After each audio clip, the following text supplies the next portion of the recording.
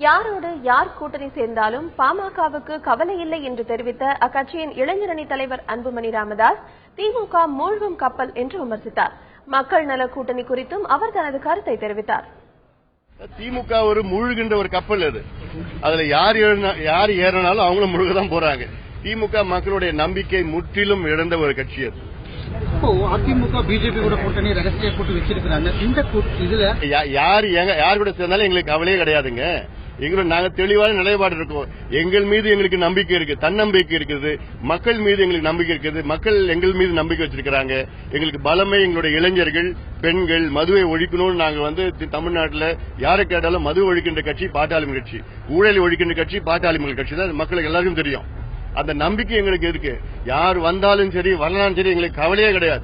மூக்காலகிரி திமுகவுக்கு எதிராக ஒரு ஸ்டேட்மெண்ட் விட்டது பெரிய சர்ச்சையை வெளியிட்டு கட்சிக்குள்ளேயே உட்கட்சி பூசல் எப்படி எந்த அளவுக்கு இருக்கு, நீங்க எப்படி பாக்குறீங்க? அது அவங்க கட்சி, அண்ணன் தம்பிங்க அடிச்சுப்பாங்க, அக்கா தங்கச்சி அடிச்சுப்பாங்க, அப்பா பையன் அடிச்சுப்பாங்க. அதெல்லாம் நடக்கிறதா, அது நடந்துதான் இருக்கு, பார்த்து தானே இருக்கோம். நம்ம நமக்கு நாம திட்டத்தில் நாங்க வெற்றி பெறுவோம் அப்படின்னு சொல்லிட்டு இருக்காரு.